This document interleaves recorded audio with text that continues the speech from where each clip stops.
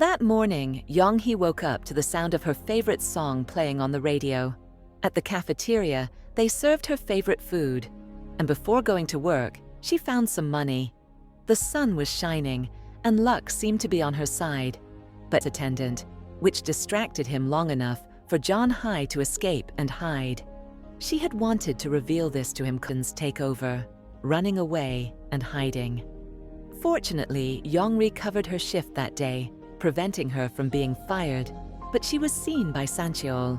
Later, she found her crying in the bathroom, and John-hee admitted that she felt regret and shame for showing weakness. That night, they went to the rooftop to drink together, and Young-hee said that her life felt as bitter as that soju. She planned to down one glass after another, but Young-ri stopped her, asking John-hye to follow her pace so she wouldn't get drunk. Ironically, it was Young-ri who ended up intoxicated, needing to be carried to her room by John-hye. Young-ri told her how much she loved her, calling her Miss Korea. She was beautiful in face and body, but the most beautiful thing about her was her heart. A heart that almost melted with love for her friend, who wouldn't stop complimenting her. Before falling asleep, Young-ri said that what she wished the most in that moment was for John-hye to be happy. With a sad look, John-hee said she also wished to be happy, but didn't believe it was possible. The next morning, Jill went early to the company yard to wait for John-hye. His looks drew the attention of the girls around, and two of her friends approached him to ask if he was waiting for his girlfriend. At that moment, Young-ri saw him, and the two spoke privately, while the friends rushed to tell John-hee about the handsome guy who had come to see Young-ri. But Young-ri soon appeared and told John-hye that Jill was asking to talk to her. He said that her job didn't matter to him. Jong-hee replied that for her, to push him away, she even lied. Tell him in person that she didn't like him. Young-ri ran after him and explained that John-hye from the blind date until now. She feared Jill would be angry, but he only asked if her mother had gotten better. Young-ri was surprised and answered yes. He felt relieved to hear that. Meanwhile, Young-hee's brother kept searching for her at bus stations, but without success. One day he arrived at the right station, but luckily it was Young-ri, he asked, showing her a picture of his sister. Feeling something strange about him, Young-ri. After he left, she rushed to warn Young-hye, who was terrified and began packing her things, planning to run away again. After learning that it was her violent brother, Young-ri calmed her down and convinced her to request medical leave from work and hide at her place. At night, Young-hee couldn't sleep, and Young-ri's brother heard her get up. He went to her and gave her some milk, promising it would help her sleep, and said he didn't know what problem she was facing, but that running away never helps. Young-hee then admitted that she only pretended to be tough in front of everyone. But in truth, she was nothing more than a coward who always runs away. The next morning, however, she decided to follow his advice and told Young-ri that she wanted to return to work. Unfortunately, that same morning, Jang-hee's brother overheard Hee-ja and her friend talking about Jang-hee and how mysterious they thought she was.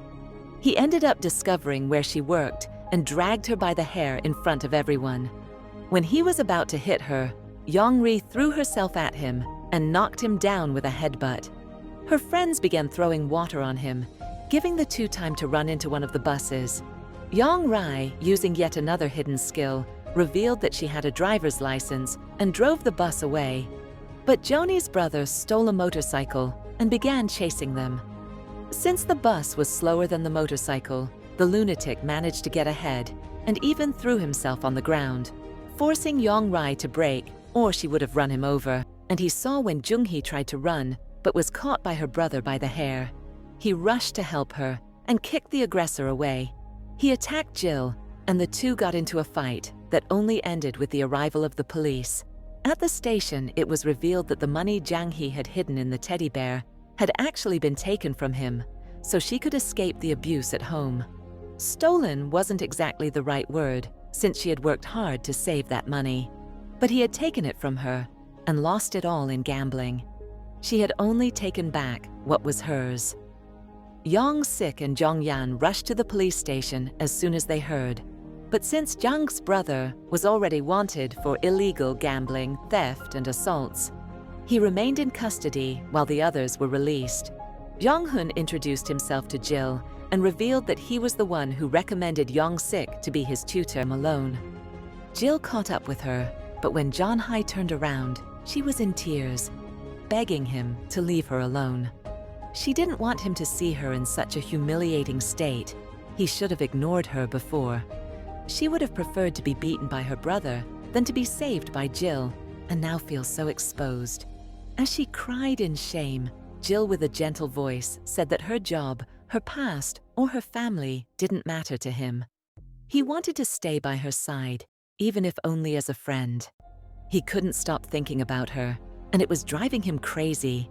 So she could open up to him, just like she did with Yong Rai. For the exams, they went out to ride bicycles, was smiling and happy. In a stone skipping contest, Jill showed great skill. While Sang, what he hadn't wanted to see from the beginning, that it was Jill she liked. Suddenly, rain poured down and they had to run for shelter. Yongri and Jill ended up separated from John-hae and Sancheol. When John-hae asked Sang-cheol why he didn't invite Yong-rai to go out alone and advised him to ask her on a date, Sanch realized she was still in denial, just as he had been, and said he thought she and Yong-rai were best friends. Seeing her silent, Sancho quickly changed the subject and began talking about the rain. Meanwhile, Yong-rai gave Jill a piece of gum, but he preferred to share it with her. He was impressed by the bubbles she managed to blow, while his attempt failed bubbles, but Jill popped hers, making them burst into laughter again. Suddenly, a beautiful song began to play. Jill revealed that it was his mother's favorite song, and he used to listen to it with her. Yongri realized that this same song had been playing during the 3 times they met before he fell for John-hae. When the rain stopped, he went to meet him. She was the bus attendant he saved in that alley, and they had also seen each other at the cinema when he was fleeing from the police. Moreover, she was the one who had fallen for him first. She had tried to confess many times, but never had the chance.